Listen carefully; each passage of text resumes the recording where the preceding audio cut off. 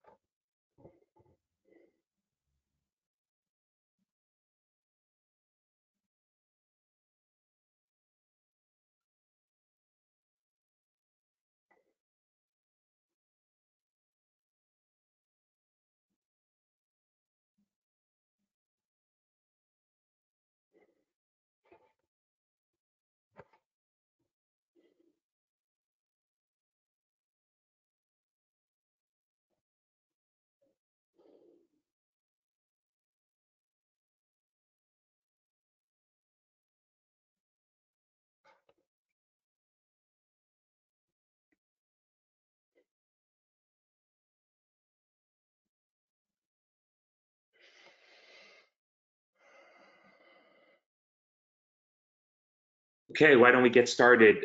Good morning from Vancouver, where it's just after 6 a.m. Pacific time, and in Germany, where it's just after 3 p.m. Central European Standard Time. My name is Eddie Tabacman. I'm part of the content team at WPIC. We're really excited to bring this joint webinar to you, where WPIC and byrd talk about growth opportunities in APAC. Should be a fantastic conversation about cross-border e-commerce, fulfillment, and really what's going on in that space, and how European and North American brands can take advantage of the opportunity that's in front of them to really grow their markets in APAC, Greater China, Japan, Korea, but also the broader APAC region. We're joined by two fantastic panelists. From byrd, we have David Turnbull, who's the VP of Sales, and who's coming to us from Germany. And from WPIC, we have Peter McMath, who's the VP of Business Development, and he's in Vancouver. Gentlemen, hello. Hello. Thanks, Eddie. Before we get started, I'll just kind of go through a bit of an agenda, and then I'll let each of the speakers introduce themselves and kind of their roles with the companies. So we're just going to spend kind of 5 minutes on introductions. David will provide after that, a quick high-level overview of the market, and then we'll dive into some Q&A. So David will ask Peter some questions, and then we'll turn the tables on them, and Peter will ask David some questions. And then if time permits, we'll launch into an audience Q&A. Over the next kind of 30, 45 minutes, I think we're gonna get some really terrific insights from both of these individuals. So David, do you wanna maybe start with a quick introduction of yourself, of byrd, and you know, what's really interesting in your role today? Yeah, no, I'd love to. Thank you. My name is David Turnbull. I'm the VP of Sales at byrd Technologies. byrd is headquartered in Berlin, and I am also in the Berlin office, and so are my teams. And byrd is essentially an e-commerce logistics company. We provide outsourced fulfillment services across Europe, and we are expanding globally. We focus on the type of like traditional e-commerce companies, online merchants, consumer brands with direct-to-consumer offerings, and traditional retailers. So essentially, we are your outsourced fulfillment solution across Europe and eventually worldwide. So that basically means for our customers, we are the people that take care of fulfillment and logistics. So basically, the long and short of it, our customers can focus on the things that they do best, which is typically not fulfillment. So yeah, that's great resource for big companies that are doing more online, and individuals and smaller companies that are just starting out and experiencing a lot of growth in e-commerce and cross-border sales. Did you want me to Terrific. give high-level sort of market overview or perspective, or? Why don't we give Pete a chance to introduce himself, and then we'll dive into that. So Pete, why don't you take a minute and talk a little bit about yourself, your background, and what you're doing with WPIC. Yeah, thanks, Eddie, and pleased to be with everyone today. Really thrilled to be having this discussion. So yeah, I'm Peter McMath. I lead our business and sales growth here at WPIC. For context, for everyone, WPIC has been within the APAC market for the last 15 to 16 years. We're headquartered in Beijing, and over the last decade or so have expanded to about 7 offices globally, mostly within the APAC region. Our focus is really assisting organizations with all things market entry and market growth throughout mainland China, Japan, and the other markets throughout APAC. And so, we've really developed core capabilities across a few main divisions here at WPIC. We are a data provider to organizations globally throughout North America, Europe, Australia, and other key regions to help give organizations clarity on the opportunity and key insights through market intelligence and competitive intelligence. We then have a custom IT development lab. We build a lot of integrations. We build a lot of e-commerce solutions inside the market, inside the firewalls that exist. We then are an analytics provider. We develop many custom analytics solutions, giving complete clarity into multiple points of sale and web assets throughout APAC. And then, what's most relevant for a lot of organizations today, especially in a post-COVID environment, would be our digital and e-commerce division. And this is where we build, manage, and grow end-to-end turnkey e-commerce solutions within all the major marketplaces, but also natively. So anyway, thrilled to be with everyone today, and really looking forward to the discussion. Terrific. Thanks, Peter.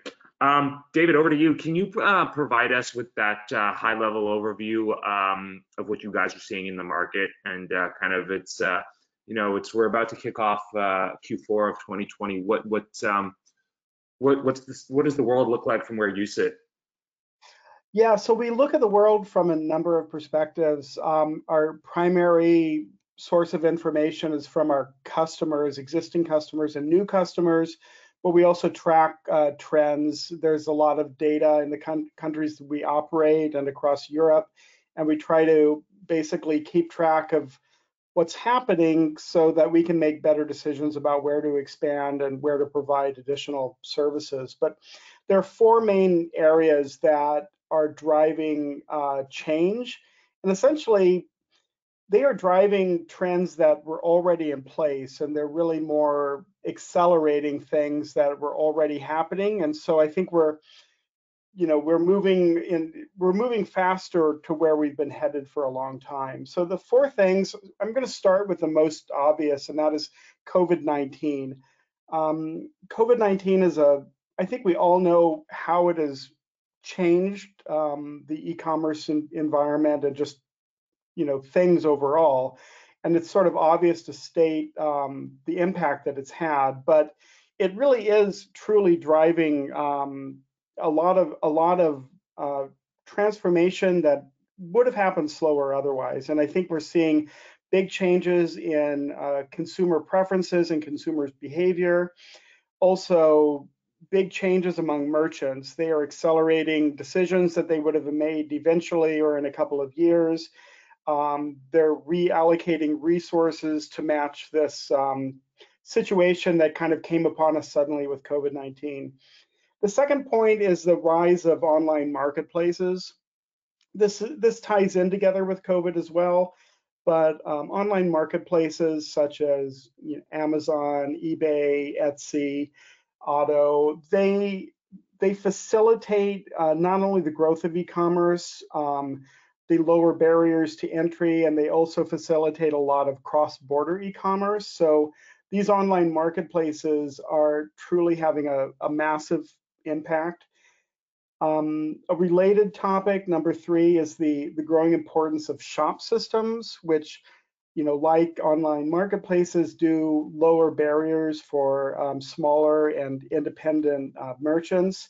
And they basically sort of bring e-commerce to anyone who wants to get involved, and are playing a much bigger role. And they're also playing a role in our growth and our own development. And the last point, number 4, is just cross-border e-commerce. All of these kind of come together to trigger what we see as a fairly substantial growth in cross-border e-commerce in the countries that we serve.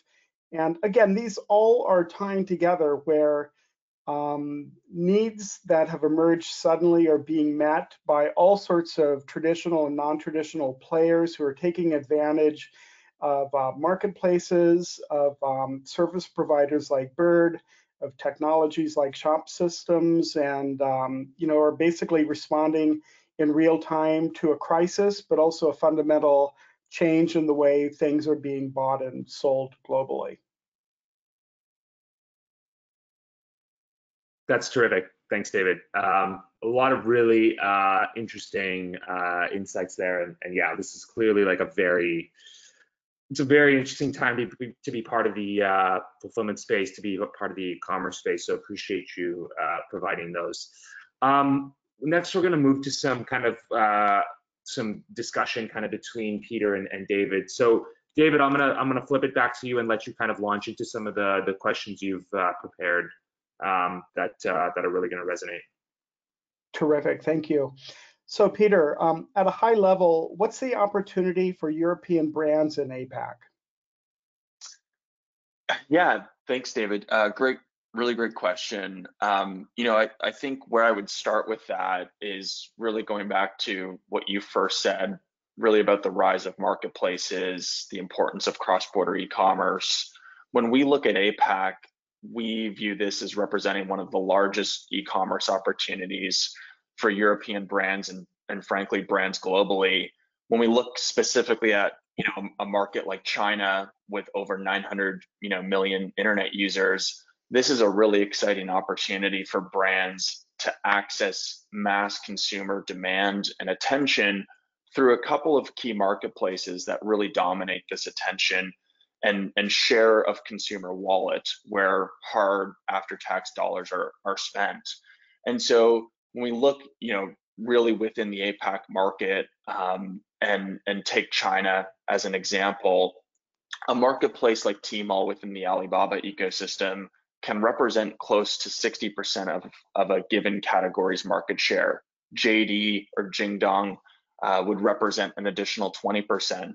And so looking at 2 points of sale within this massive market is easily accessible through 2 marketplace channels. Rakuten, for example, would represent this within the Japan ecosystem, and others that you've mentioned previously.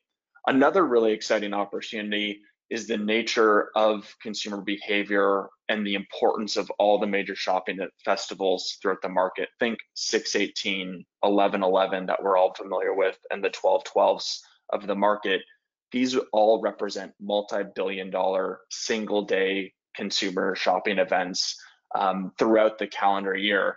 This is a really, really big opportunity for brands to take advantage of surging consumer demand. And as you noted, with the changes that have occurred in the last few months with COVID, the shift from traditional retail and offline channels into e-commerce across so many product verticals is really continuing on the rise and going through a major shift. So, we see this as a massive opportunity, for high quality products from trusted global brands throughout various markets to really take advantage of.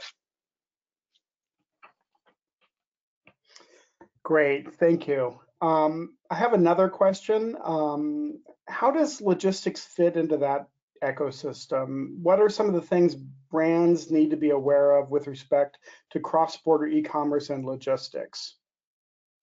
Yeah, logistics is a really and plays a really important role, obviously, within this in terms of these marketplaces. Historically, being highly regulated markets with lots of compliance, it's been a really costly challenge for brands to be able to domicile inventory into the market, hold a local inventory, and do last mile fulfillment, especially when you get into product verticals, whether it be cosmetics, whether it be natural health products, or anything that has high levels of regulation. Today, and really over the last 5 to 6 years, with this rise in cross-border e-commerce, this has kind of opened up a really new opportunity from a logistics standpoint to allow brands to participate in these markets where the requirements for holding inventory outside of the market and allowing the consumer to act as the importer of record of that product has made these highly accessible. And so a brand today is able to hold inventory within a logistics network outside of the market or outside of mainland China, fulfill into the market. The consumer is taking title of that good as it crosses the border. And this makes it highly attractive. For a lot of organizations going into these markets, inventory cost can be one of the higher line items to allocate, to dedicate to a particular channel. And this new cross-border platform really enables that to be effective for many brands. Wow, that is very interesting. Thank you. I have one last question for you, Peter. How does a service provider like WPIC tap into a network like Bird's?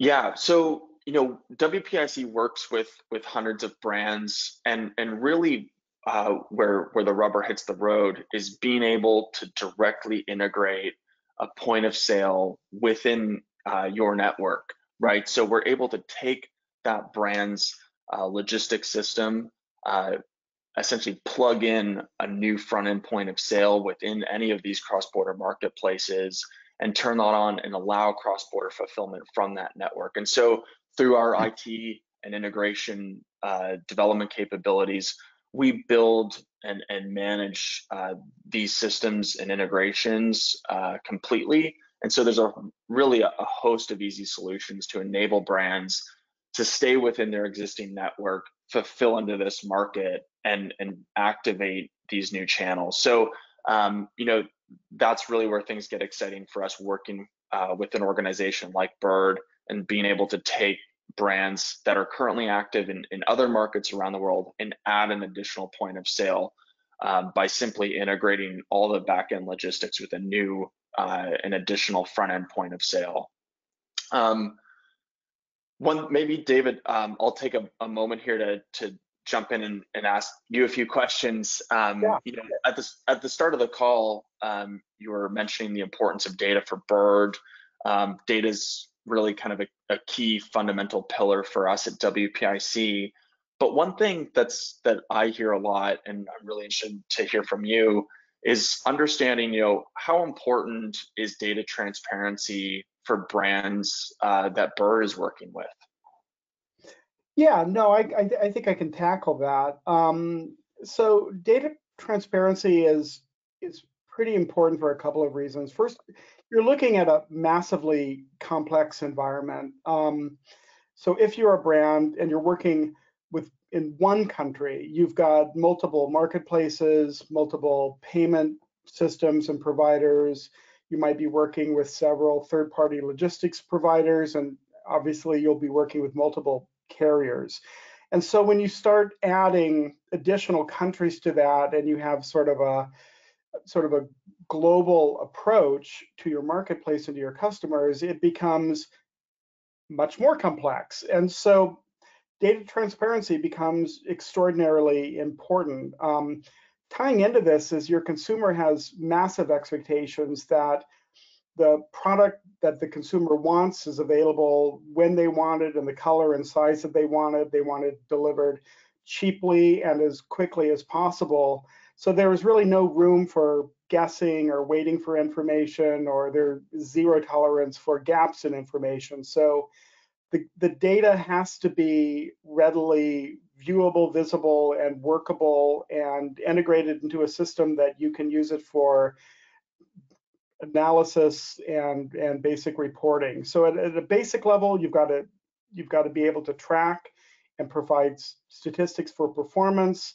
But on another level, you've got to use that data to anticipate problems and also anticipate opportunities that you can capture in the marketplace. So data is a strategic asset, and if you're not able to fully leverage it, you're going to be at a disadvantage strategically. You know, another thing is that data enables solutions.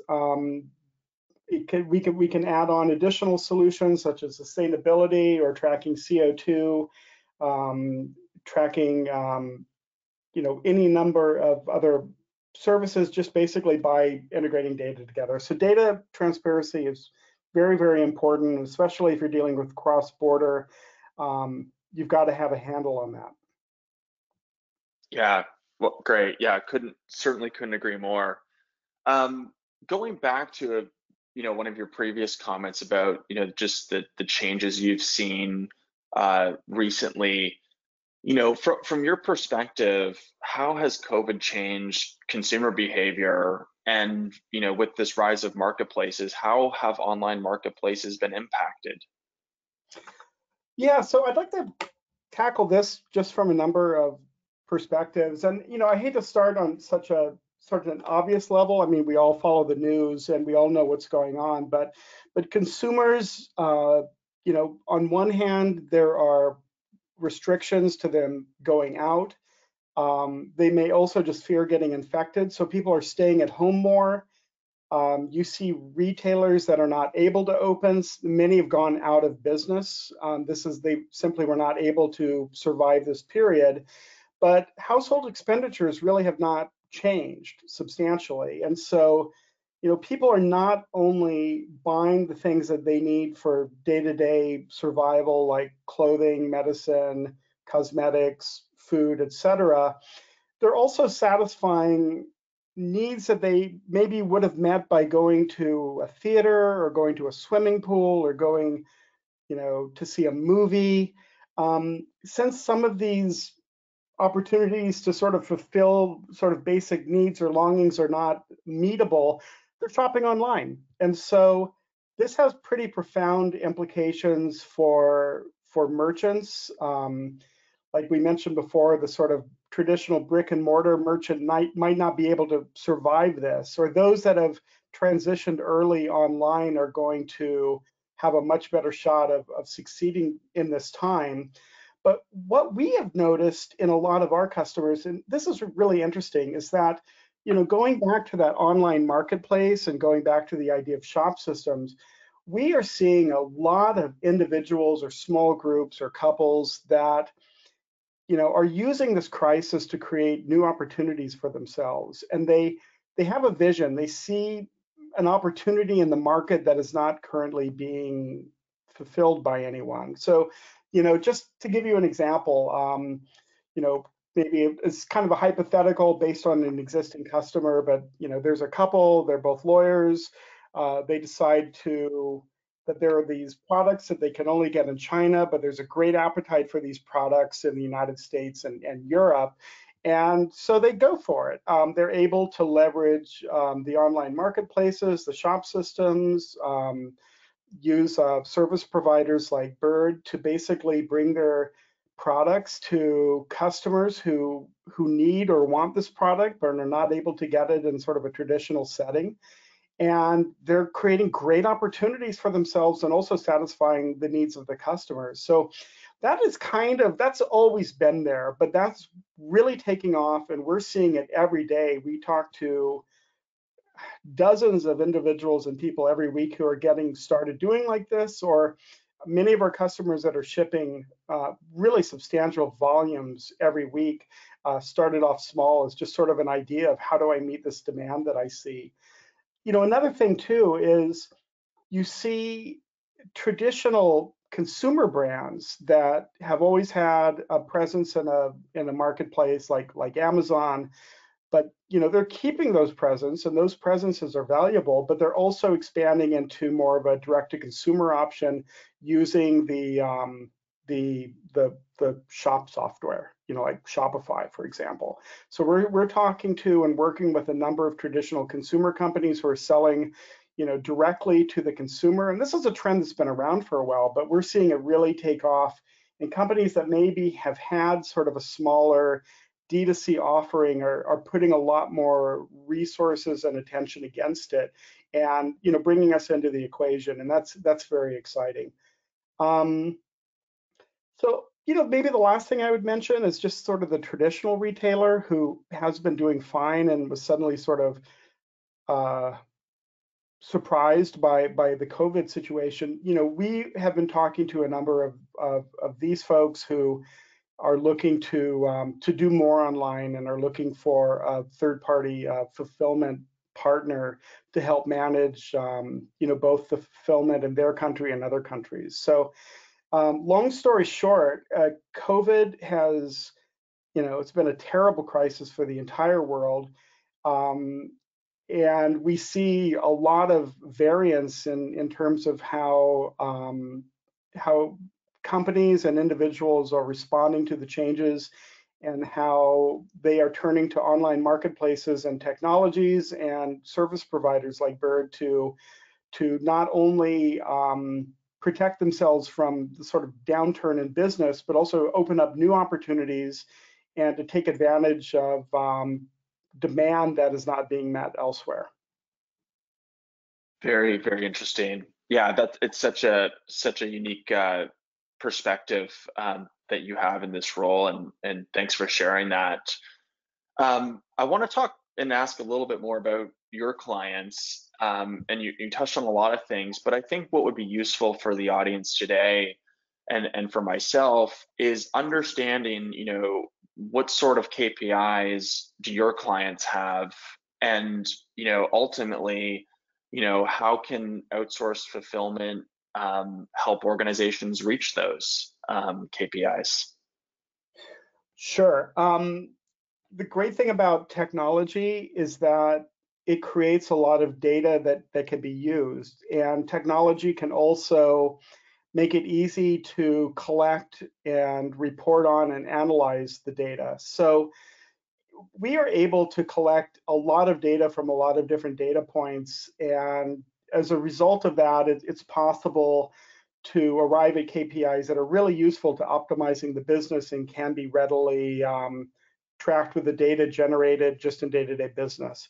So a couple of things that we use and encourage our customers to use, and our customers are making good use of. Just a couple of things, I'll just list them and discuss them.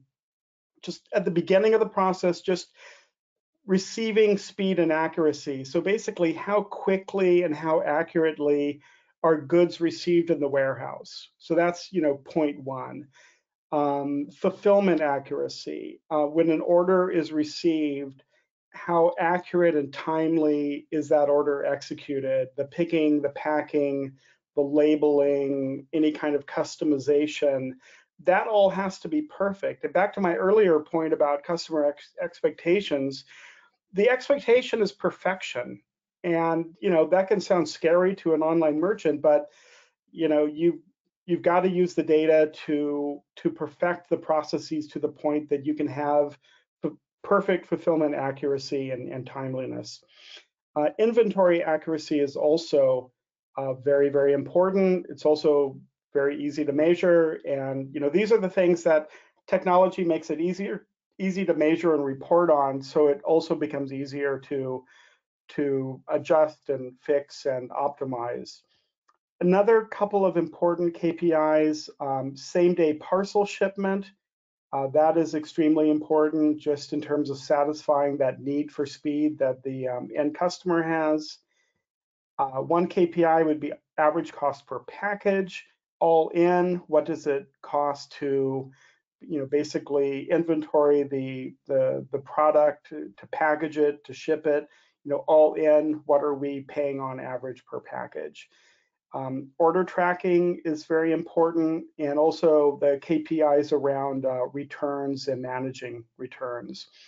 And so what we can bring to the table to help facilitate success with our customers is just a couple of things that we offer, and that is basically technologies that we employ to basically make the system transparent and manageable on a real-time basis. But we provide APIs to the major shop systems.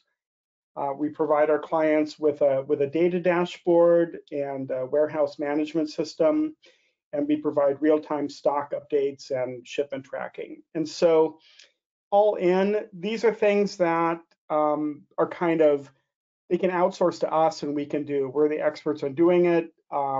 If you are growing rapidly, you might not necessarily want to take all of this on your own. So yeah, just in terms of KPIs, this is what we look at. And again, it's all made possible through technology that can basically capture the data, report it out, analyze it, and report out KPI performance. Great, great.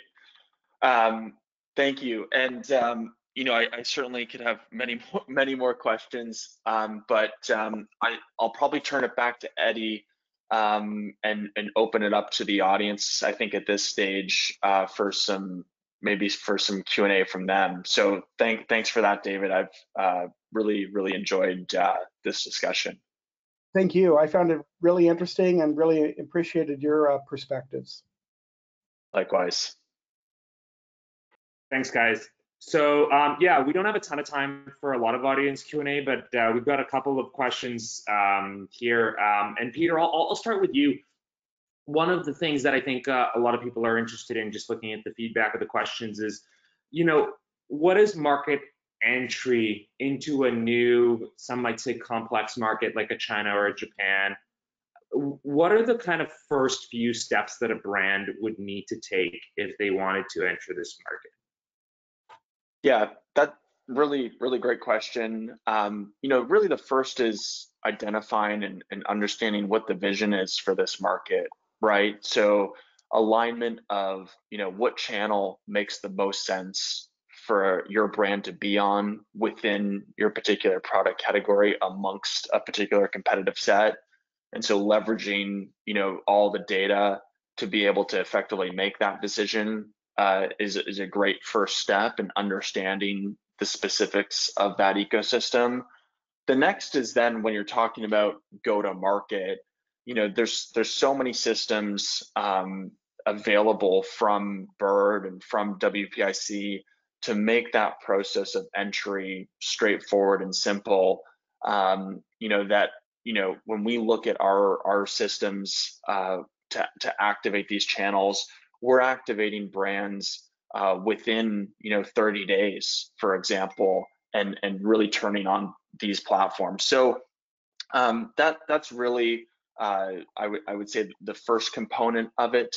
The second is then growth within that channel and ensuring that you have complete operational excellence across all of the components. And so whether we're looking at functions of customer service or in-platform marketing or last mile fulfillment, these are all crucial components to ensuring that your brand is going to be successful in entering a new market.